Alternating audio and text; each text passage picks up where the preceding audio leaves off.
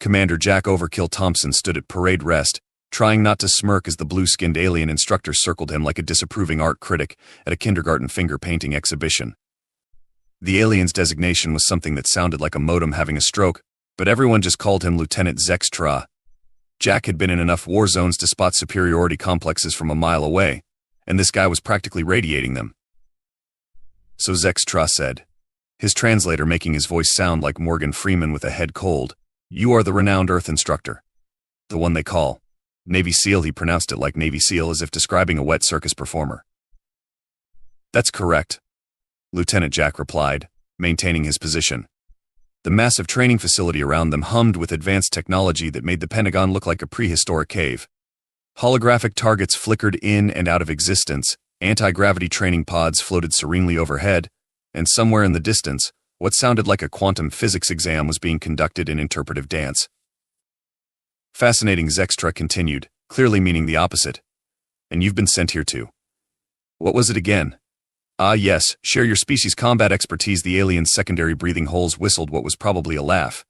"How quaint." Behind Zextra, a group of alien special forces trainees watched with their various types of optical organs.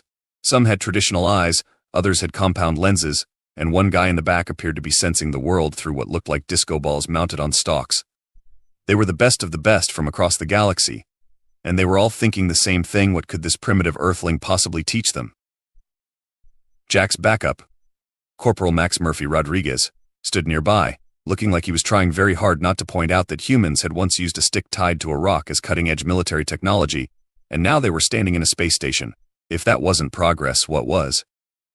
Perhaps Zextra suggested, his translator struggling to convey the full depth of his condescension, "You'd like to observe our latest combat simulation technology before attempting to demonstrate your, what do you call it, hand-to-hand combat." "Actually," Jack said, finally allowing himself a small smile, "I was thinking we could start with something simple. A classic Earth Special Forces exercise." He reached into his pocket and pulled out what appeared to be an ordinary rubber duck. The aliens leaned forward, their various sensory organs focused intently on this mysterious Earth weapon. "This," Jack announced with complete seriousness, "is what we call a tactical awareness enhancement tool." The duck squeaked menacingly in the silence. Zextra's upper eye ridge twitched. "You cannot be serious." "Oh, I never joke about rubber ducks." Lieutenant Jack tossed the duck up and caught it with practiced ease. "I've seen this little guy take down some of the toughest soldiers Earth has to offer. Would you care for a demonstration?" The alien observers muttered among themselves. Their universal translators created a cacophony of confused phrases like, "Is this some kind of psychological warfare, and perhaps the atmospheric pressure has affected his brain? And what in the name of the great nebula is a duck?" Zextra's face had taken on a deeper shade of blue. "Very well, Earth instructor, show us what your waterfowl simulation device can do." Jack's grin widened. After 20 years of training Navy SEALs, he'd learned that sometimes the best way to teach a lesson was to let your students think they were about to witness something incredibly stupid. It made the eventual realization that they were the ones being stupid so much more educational. "All right then," he said, bouncing the duck in his palm. "Murphy, want to help me show these fine folks why Earth's special forces are still worth studying?" Murphy stepped forward, already grinning. "You thinking what I'm thinking, Commander? Operation Rubber Ducky is a go." The aliens were about to learn that sometimes the most dangerous weapon isn't the most advanced one. Sometimes it's the one that makes you let your guard down. And sometimes, just sometimes, it squeaks. "Observe," Lieutenant Zextra announced, activating what appeared to be a highly advanced combat suit. The armor flowed like liquid mercury across his body, forming an iridescent second skin. "This is the XK4000 Neural Combat Enhancement System. It can predict enemy movements, calculate optimal strike patterns, and even make emergency coffee." Jack watched, rubber duck still in hand, as Zextra demonstrated a series of impossibly fast combat moves. The alien's body blurred with speed, leaving faint afterimages in the air. The other alien trainees chittered and hummed in appreciation. "The suit," Zextra continued, "is connected directly to our combat training AI, which has analyzed every known fighting style in the galaxy." He paused meaningfully. "Except, of course, your Earth techniques, which were deemed too basic to warrant inclusion." "That's fair," Jack said, nodding thoughtfully. I mean, why would an advanced AI need to know about something as simple as situational awareness? He tossed the rubber duck to Murphy, who caught it without looking. Or the element of surprise, the duck squeaked ominously. Zextray's translator managed to convey a snort. Perhaps you'd like to see our training course? The one that even our most elite warriors find challenging. Lead the way, Lieutenant. Murphy and I would love a tour. The alien instructor led them to a massive chamber filled with floating platforms, laser grids, and what appeared to be small automated attack drones. Holographic targets flickered in and out of existence at random intervals, while gravity shifted unpredictably between platforms. This Zextray announced proudly, is the gauntlet. It requires perfect timing, enhanced reflexes, and complete mastery of our combat technology. He gestured to a scoreboard floating near the entrance. The current record is held by Captain K.R. Thack of the Centaurian Special Forces. 47 seconds. Jack examined the course, scratching his chin thoughtfully. Looks fun. Mind if we try? By all means, Zextra said, his translator struggling to contain his amusement. Would you like to borrow some of our advanced gear first? Perhaps a neural enhancer, anti-gravity boots, a basic force field? Nah, Jack replied, pulling a length of paracord from his pocket. Got everything I need right here, he turned to Murphy.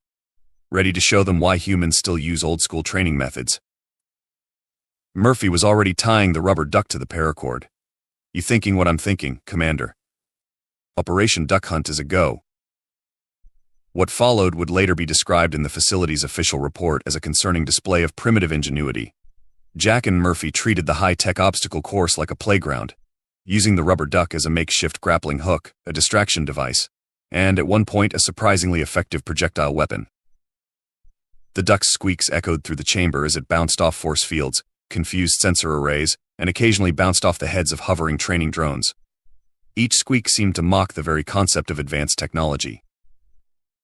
This is impossible, Zextra muttered as Jack swung from platform to platform using nothing but paracord and precise timing. The course requires advanced targeting systems too. He was interrupted by the sound of Murphy using the rubber duck to trigger all the holographic targets in rapid succession. You know what's funny, Jack called out as he dodged laser fire. Back on Earth, we have this saying, keep it simple, stupid. We call it the KISS principle. He caught the duck as Murphy tossed it back to him. Sometimes the best solution isn't the most advanced one.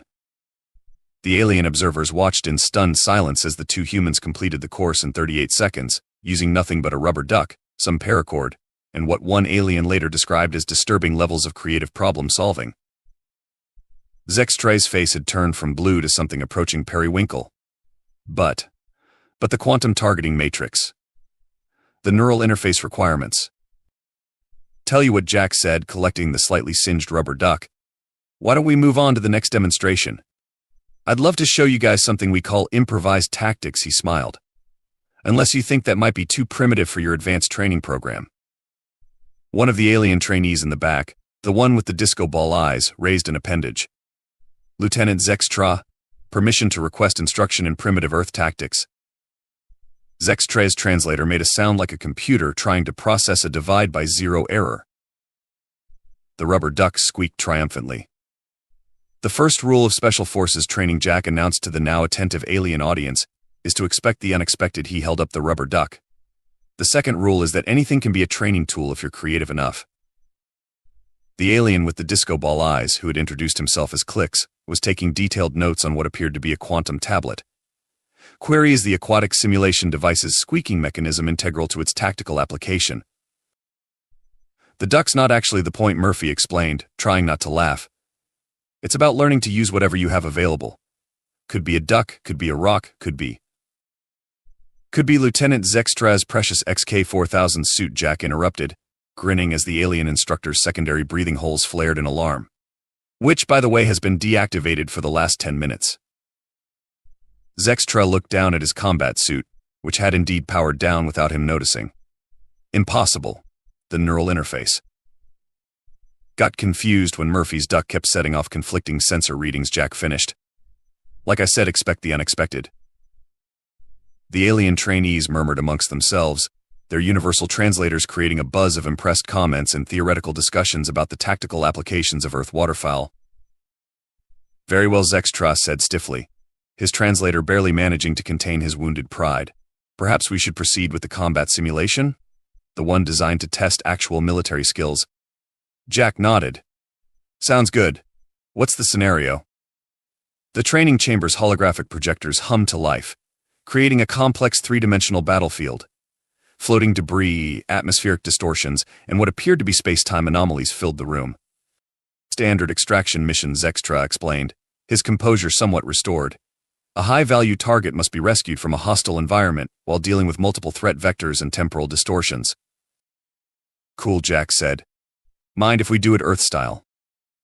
Before Zextra could object, Murphy had already started distributing pieces of paracord to the alien trainees. Clicks examined his piece with all four of his disco ball eyes spinning in fascination. Query, is this some form of primitive quantum entanglement device? Better, Murphy replied. It's rope.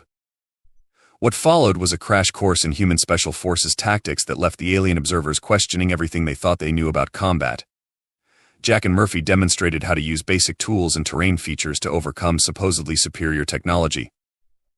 The rubber duck made frequent appearances, usually preceded by the phrase "watch this," and followed by the sound of expensive alien equipment malfunctioning. Clicks turned out to be a natural at human-style improvisation, though his enthusiasm sometimes led to interesting interpretations of Earth tactics. At one point, he attempted to replicate a Navy SEAL rolling maneuver and ended up looking like a disco ball in a tumble dryer. Observation, Clicks announced after his third attempt. Earth combat techniques require surprising amounts of physical coordination and minimal quantum physics. That's actually pretty accurate, Jack admitted. The simulation reached its climax when the team encountered what Zextra had called an unsurvivable temporal paradox. It turned out that while advanced alien technology struggled with time dilation effects, a well-thrown rubber duck could pass through temporal distortions without creating parallel universes. It's because it's rubber, Murphy explained to a bewildered alien physicist who had been called in to observe. Flexible, see. The physicist's universal translator shorted out, trying to process this explanation. As the simulation wound down, even Zextra had to admit that the Earth techniques had proven unexpectedly effective, though he insisted on noting in the official record that the success was statistically improbable and possibly a violation of several laws of physics. Sometimes the best technology is no technology, Jack said, retrieving the duck from where it had apparently spawned a small temporal echo of itself. The echo squeaked once and faded from existence. Query, Clicks said, still taking notes. Is it true that Earth special forces sometimes train with even more primitive devices? I have heard rumors of something called a stick and rocks. Before Jack could respond, the training facility's alarm system activated. Red lights pulsed as an AI voice announced, warning. Hostile forces detected. This is not a drill. Repeat, this is not a drill. Zextra's combat suit flickered as it tried to reactivate. Impossible. Our security systems are the most advanced in the galaxy. Jack and Murphy exchanged looks. Well, Jack said, tossing the rubber duck from hand to hand, guess it's time for some real-world application of those primitive Earth tactics. The duck squeaked in agreement, possibly in multiple timelines simultaneously. The space pirates, as it turned out, had done their homework. Their first move was to deploy a quantum disruption field that turned all the facility's advanced technology into very expensive paperweights. Their second move was to hack the artificial gravity controls, which would have been more effective if Jack hadn't already tied everyone together with paracord. See, he said as they dangled in a human-alien chain. Sometimes old school works best. Query, Clicks called from somewhere near the bottom of the chain. Is this also part of Earth training? Nah, Murphy replied, swinging them toward a maintenance hatch. This is just Tuesday. The pirates, a motley crew of various species led by someone who called himself Captain Havoc, which Jack thought was trying a bit too hard, had expected to find the galaxy's elite forces helpless without their tech. Instead, they found themselves facing a group of highly trained aliens who had just completed a crash course in human combat tactics, led by a Navy SEAL with a rubber duck. Status report, Jack called out as they regrouped in a maintenance corridor. What are we working with? Zextra, his combat suit now nothing more than a fashionable onesie, looked devastated. Nothing. They've disabled everything. The neural interfaces, the quantum weapons, the AI combat systems. Great, Jack said, grinning. That means we're all on equal footing. Murphy, still got that duck. Never leave home without it, Commander. The aliens watched in fascination as Jack outlined a plan using nothing but hand signals, occasional duck squeaks, and what Clicks would later describe in his report as concerning levels of human enthusiasm for improvised warfare. "But how will we coordinate without our neural network?" one of the alien trainees asked. Jack held up the duck. "This is now our command and control center. 1 squeak means advance, 2 squeaks means retreat, 3 squeaks means throw something at the nearest pirate." Query Clicks raised one of his eye stalks. "What if the throwing object is also the duck? Then you get extra credit." The plan, which Zextra insisted on noting was barely a plan at all, was deceptively simple. While the pirates were busy trying to crack the facility's quantum vault, not realizing that all the really valuable stuff was backed up in a filing cabinet, because sometimes computers crash, the team would use the maintenance tunnels to outflank them. "Remember your Earth training," Jack said as they prepared to move out. "Keep it simple, use what you have, and when in doubt." "Throw the duck," Clicks suggested hopefully. "Actually, I was going to say work together, but yeah, throwing the duck usually helps too." They moved through the facility like shadows, using hand signals and duck squeaks to coordinate. The pirates, expecting to deal with high-tech resistance, were completely unprepared for old-fashioned stealth tactics. More than one guard was taken out by what they would later swear was a squeaking projectile that defied the laws of physics. "This is impossible," they heard one pirate say after Clicks successfully used his eye stalks to reflect emergency lighting in a pattern that spelled out surrender in 3 different languages. "Their tech is supposed to be down." "That's not tech," Murphy called out from hiding. "That's jazz hands." The confusion on the pirates' faces as they tried to process this concept gave Jack all the opening he needed. The rubber duck arced through the air in what could only be described as a ballistic trajectory of destiny. Captain Havoc himself went down to a perfectly timed duck to the head, followed by what Clicks enthusiastically called a primitive Earth dogpile maneuver, but was really just everyone jumping on him at once.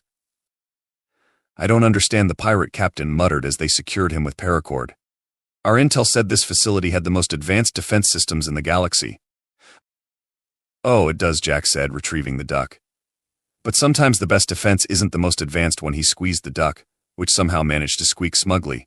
"Sometimes it's just a bunch of highly trained individuals who know how to think on their feet." "And sometimes," Murphy added, "it's a rubber duck." The facility's power chose that moment to return, bringing all the advanced systems back online. Zextra's combat suit powered up, immediately informing him that he had 17 urgent notifications and 1 suspicious temporal anomaly centered on a small rubber object. Query Click said, his disco ball eyes spinning excitedly. "Does this count as a successful completion of Earth's Special Forces training?" Jack looked around at the captured pirates, the paracord-restrained captain, and the slightly singed but victorious alien trainees. "You know what? Close enough." The duck squeaked in approval, and somewhere in the quantum fabric of spacetime, its temporal echo squeaked in harmony. The aftermath of the pirate incident led to what could only be described as a paradigm shift in Galactic Special Forces training.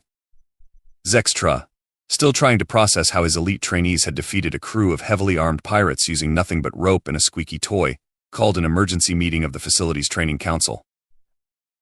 "I propose," he said, his translator struggling to convey the mix of reluctance and admiration in his voice, "that we formally integrate Earth combat techniques into our standard curriculum." The council chamber erupted in a chaos of alien languages, with the universal translators creating a symphony of impossible, unprecedented, and one has everyone gone completely quantum. Jack stood at the podium, the rubber duck sitting proudly beside his detailed training proposal. "Look, I get it. Your technology is amazing, but today proved something we've known on Earth for a long time: the best soldier isn't the one with the fanciest gear. It's the one who can think on their feet when that gear fails." Murphy, sporting a black eye from what he claimed was aggressive duck retrieval, nodded in agreement. "Plus, you have to admit, the pirates' faces when Clicks started using interpretive dance to signal tactical movements? Priceless." Clicks, who had been promoted to Assistant Earth Tactics Instructor Probationary, bobbed his eye stalks enthusiastically. Observation Earth combat techniques possess unexpected efficiency despite, or perhaps because of, their primitive nature.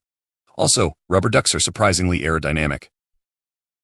The council members watched as Jack demonstrated a series of basic Earth military drills, now modified for various alien physiologies.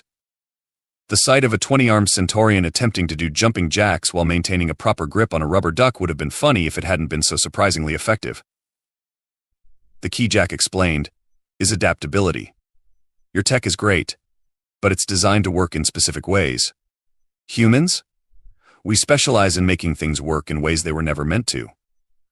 Query. One council member raised what might have been a hand or possibly a sensory tentacle. Is this why Earth training involves using communication devices as projectile weapons? The duck's not actually a communication device, Murphy started to explain, then paused. Although, hey Commander, remember that time in Buenos Aires when we actually did use a satellite phone as a... That's classified, Jack interrupted quickly. But yes, that's the general idea. Using what you have how you need to use it, when you need to use it. The demonstration continued with a series of exercises that combined Earth tactics with alien capabilities. Clicks turned out to be particularly good at what he called disco ball deception techniques, using his reflective eyes to create distractions while practicing standard Earth stealth movements. Your species, Zextra admitted during a break, has a unique way of approaching problems. When our systems went down, my first thought was that we were helpless. Your first thought was that we had exactly what we needed, Jack finished, because we always do. Sometimes you just have to look at what you've got from a different angle. The council was particularly impressed by the human concept of cross-training, where soldiers learn to operate effectively with, or without, advanced technology. Jack demonstrated this by having trainees run the gauntlet course twice, once with full tech, and once with nothing but basic tools. But what happens, another council member asked, when we encounter enemies with superior technology? Jack picked up the rubber duck, which had somehow acquired a small medallion for valor during the pirate incident. Let me tell you about a place on Earth called Vietnam. What followed was a history lesson that had the alien council members reconsidering everything they thought they knew about warfare. The concept that a technologically inferior force could consistently overcome advanced opponents through creativity and determination was, as Clicks noted, paradigm-shifting and slightly terrifying. The thing about humans, Murphy explained to a group of fascinated trainees, is that we've spent most of our history figuring out how to beat people who were better equipped than us. It's kind of our specialty. The day's training concluded with what Jack called improvised tactics practical, but what the aliens quickly dubbed chaos theory in motion. Teams of trainees were given random objects and told to figure out combat applications for them. Clicks, showing a disturbing natural talent for human-style thinking, managed to turn a cafeteria tray into what he claimed was a multi-purpose tactical implementation device. No one quite understood how it worked, but it was undeniably effective. Query. Clicks asked as they watched a team of trainees successfully complete a hostage rescue scenario using nothing but office supplies. Is it normal to feel this level of satisfaction from using primitive methods? Jack grinned. Welcome to the human side of warfare, kid. Sometimes the simple solutions are the most satisfying. The rubber duck, perched on its new display stand in the training facility's main hall, squeaked in sage agreement. 6 months after the pirate incident, the Intergalactic Special Forces training facility had undergone what official reports called a significant philosophical adjustment, but what everyone else called going full Earth. The changes were everywhere, from the new basic training obstacle course featuring a conspicuous lack of quantum physics to the mandatory primitive tools appreciation classes. Jack stood in the observation deck watching as Clicks led a group of new recruits through what he had dubbed Duck Dynasty training. The disco-eyed alien had taken to Earth tactics with almost frightening enthusiasm, even going so far as to requisition a custom-made tactical vest with specialized duck holders. Your methods, Zextra admitted, standing beside Jack, have proven surprisingly effective. Though I still maintain that using a rubber duck as a graduation ceremony badge is somewhat undignified. Says the guy wearing one on his combat suit, Murphy pointed out. Zextra's secondary breathing holes fluttered in embarrassment. His XK4000 suit did indeed sport a small rubber duck emblem, which he claimed was purely for motivational purposes. The latest training results are in, Zextra continued, pulling up a holographic report. Combat effectiveness up 47%, adaptability ratings increased by 62%, and emergency response times improved by 53%. He paused. Though we're going through an alarming number of rubber ducks. Below them, Clicks was demonstrating what he called a tactical duck deployment pattern, but what looked suspiciously like juggling. Somehow, it was working perfectly to confuse the training room's sensor arrays. Query. For historical record, Clicks called up to the observation deck. Is it true that Earth Special Forces don't actually use rubber ducks as standard equipment? Not usually, Jack admitted.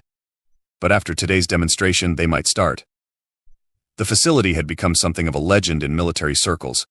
Stories spread about elite alien commandos who could disable advanced security systems with office supplies, conduct stealth operations with furniture, and maintain perfect unit cohesion through the strategic application of squeaky toys. We've received inquiries from 17 different species about the new training program Zextra reported, including, surprisingly, the pirates we captured. Apparently, Captain Havoc was so impressed by his defeat that he's applying for rehabilitation and instructor training. C. Murphy said. Even bad guys respect the basics. The graduation ceremony that afternoon was a sight that would have made any Earth drill sergeant question their sanity. Rows of alien Special Forces operators, each standing at perfect attention, each wearing some variation of the now standard duck insignia. Even the quantum AI running the facility had adopted a duck avatar for official communications. When I first came here, Jack addressed the graduates. Lieutenant Zextra asked me what Earth could possibly teach the galaxy's most advanced warriors. Look around. We taught you that sometimes the best solution isn't the most advanced one. Sometimes it's the simplest one. Sometimes it's the one that makes you think differently. He held up the original rubber duck, now mounted on a quantum crystal display stand with the inscription for exceptional service in combat innovation. But most importantly, we taught you that true combat effectiveness isn't about having the best technology. It's about having the best training, the best mindset, and the ability to work with whatever you have. And duck someone. Probably clicks called from the audience. And yes, sometimes ducks, Jack agreed. Class dismissed. As the ceremony concluded, Zextra approached Jack with what appeared to be an official document. The Council has approved the establishment of a permanent Earth Tactics Division. They want you to run it. He paused. Though they did request clarification on your requisition for 1,000 rubber ducks. Tell them it's for the advanced training course, Jack said with a straight face. There is no advanced training course. Not yet. Later, as Jack packed up his office for his extended stay, Murphy looked at the training facility's new mission statement. Now prominently displayed in the main hall, victory favors the prepared mind, the adaptable spirit, and the soldier who remembers that sometimes the simplest solution is the best solution. Below it, in slightly smaller text, duck deployment certification required for all advanced operations. The original rubber duck sat in its display case, a silent reminder that in the vast, high-tech expanse of space, humanity's greatest contribution to galactic warfare might just be remembering that sometimes you don't need quantum physics to win a fight. Sometimes you just need creativity, determination, and maybe, just maybe, a rubber duck.